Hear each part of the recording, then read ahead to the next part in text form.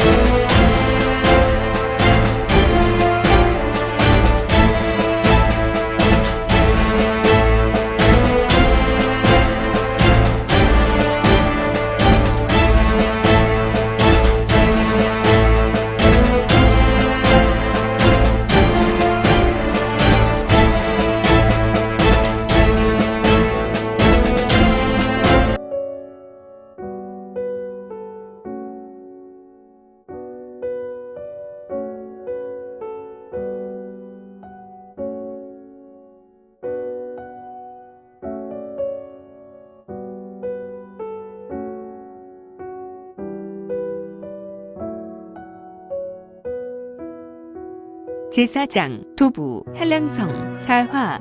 이 기름통은 정확하게 오행 검수에게 쇄도하였고 기름통은 결국 검수들이 형성한 검막에 맞고 떨어져 내렸는데 이후로 동추를 돌리는 자들이 동추 끝에 불이 붙어서 검막을 향해 큰 다사관을 그리고 검막에 부딪혔다. 두당 탕탕탕. 동추가 여러 번 강타하니 검막에 불이 붙었는데 검막을 형성하는 5검막 중에서 하나인 푸른색 검화가 사방으로 퍼져나갔고 불막이 되어버린 검막과 화공의 불길은 이내 순식간에 사라졌다. 그리고 모든 오행 검수는 태어나와 헬게인들에게 무자비한 검공을 펼쳤는데 그렇지, 이제야 제대로 붙었네. 그래, 싸움은 이렇게 하는 거라고. 이거는 육포를 질겅질겅 씹으며 말하고 있었다. 그의 눈은 초롱초롱 빛나는 눈으로 격전의 장소를 내려다보고 있었다. 이때 툭, 재밌냐? 전왕, 세상 편히 퍼질러 자더니 웬일로 나왔냐? 지금 장난하냐? 아, 왜? 이 전쟁과 같은 소란 중에 누가 잘 수 있냐? 오직 돼지같이 처먹는 것만 밝히는 우리 사랑이만 잘 수 있지. 그나저나 어떤 조옷 같은 선생님들께서 이런 화려한 사달을 일으키고 계신 건가? 멀리서 하는 소리가 영 시원치 않게 들리네. 건, 정말 이록인가? 또 왜? 자넨 백리 밖에서 떨어지는 낙엽 소리도 들을 수 있는 제석천의 귀를 가지고 있지 않나? 뭐라고 했는데? 천이공 말인가? 응, 천이공. 이래서 강호에 노련한 고수는 그 실력을 3푼을 숨긴다고 했나? 참, 하나밖에 없는 친구라고 여러 이야기를 했더니 정말 귀찮게 시리 별것을 다 기억하네. 건, 저들이 무엇을 이야기하는지 이야기해주게. 잠깐만, 지금 아주 중요한 일이 벌어질 걸세. 좀 조용히 하게. 조랑 하우진노가 이건을 채근할 때 운남지부 정문 저작거리 광장에 흙의 무리를 이끄는 혈발의 자색 옷을 입은 자. 금왕이란 자는 크게 소리 지른다. 그만. 격전을 벌이는 장내는 모든 무사가 저가를 가리지 않고 금왕의 소리에 멈추어 섰다. 금왕은 면사로 가린 얼굴을 확인할 방법이 없었지만 붉은색 얼굴이 더욱더 붉어져 있었다. 이런 혈무대의 이름을 먹칠해도 유분수지. 28조 너희는 귀맹하여 부대에 복귀하면 1년 폐관이다. 이런 덜 떨어진 것들아 어찌 25을 제압하지 못하는 것이냐? 금왕은 장내를 훑어보며 이마에 주름을 지었다. 장내는 엉망진창이었다. 5의 오행 검수는 약간 대수롭지 않은 검상이 있는 반면에 흑해인들은 반수가 쓰러져 있었는데 모두 검상을 입어서 팔다리가 분리되어서 쓰러져 있었고 심지어 어떤 이들은 수급이 잘려 있었다. 군사가 혈무대 28조를 데리고 가서 부업 좀 하라고 해서 육헐룡을 잡으러 왔건만 요새 검기를 날리는 물건들은 또 뭐야? 썩을 내가 혈기를 이기지 못해서 맹내에서 장로의 반열에 들어야 하는데 혈마당에 당주로 있다고 이건 가서 죽으라는 건가? 복귀해서 군사를 가만두지 않으마.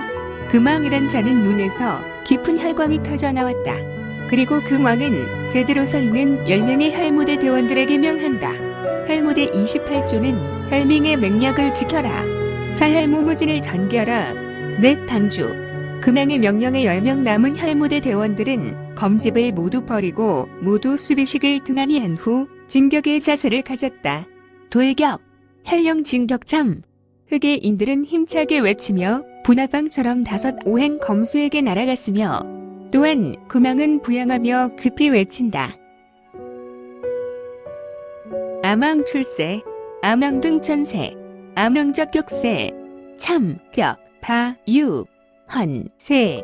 금왕의 몸은 공중에 한 장쯤 부양한 후에 급히 회전하며 우레와 같은 소리를 내었고 부하들의 방어로 자신은 절기의 진수로 자색의 경력을 오행 검수에게 연속해서 쏘아댔다. 여러 해계인의 공격으로 오행 검수들은 검진이 무너지고 각각의 진기를 최고로 일으켜서 지역 방어를 하며 흩어졌다.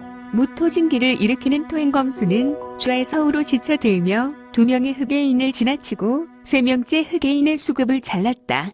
하지만 그는 우수의 검으로 좌에서 우로 검을 가를 때 가슴이 크게 노출되었다.